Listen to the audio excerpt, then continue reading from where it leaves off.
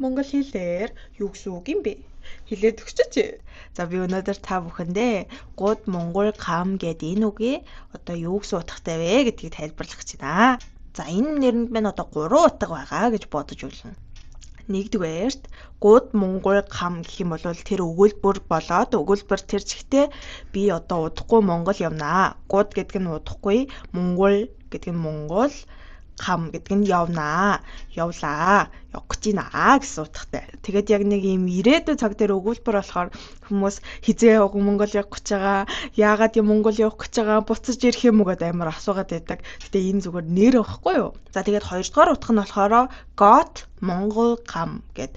Гүнгүүт got гэдэг нь англи үгээр орж ирж байгаа, монгол гэдэг нь монголоор, гам гэдэг нь солонгос хэлээр одоо ямар нэг зүйлийн талаар жоохон зэрэг мэдлэгтэй байх, мэдгэдэггүйнтэй байх, бага зэргийн чултгай юм сонссон зүйлтэй байх. Одоо жишээ өгүүлбэр гэх юм уу, гамын аяа обсоо ч юм уу, гам чабаадаа гэх юм бол тэр зүйлийн талаар ямар нэг юмыг ингээд одоо таамаглаж болохоор байна, мэдэж болохоор байна. Жоохон зэрэг булчингаас нь бишээ. Булангаас нь одоо ингээд жоохон ингээд атгачлаа. Үзүүрээс нь бариад авлаа. Одоо нэг тиймэрхүү утгатай гэж одоо би энэ чи ашиглаж байгаа. Тэгэхээр яг ингээд got гэхээр авлаа.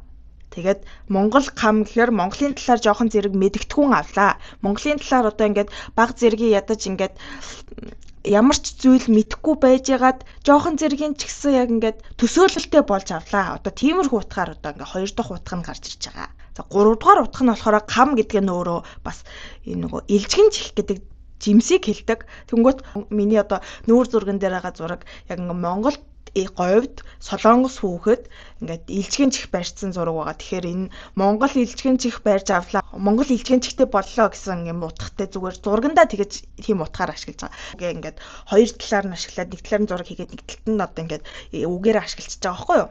Тэгээд угаасаа аялаж үзэх нь ингээд солонгос хүмүүсийн яг ингээд bucket list-д яг байдаг юм шиг байгаа байхгүй юу? Хүн болгон яг Монгол руу очиж үзсэн сая ядаж нэг удаа очиж үзэж гэрт унтаж үзэж одоо хээр талаар морь унаад явж үзхийн сайн гэдэг болохоор одоо тэгээд тэр хүсэлт нь жоохон ч гэсэн ингээд тусвалахын тулд одоо ингээд та бүхний урд ингээд сууж байна. Тэгээд сайхан 26 ондоо ингээд Монгол руугаа аялна гэж бодоод сайхан бүгдээрээ бэлтцгээе. Амжилт.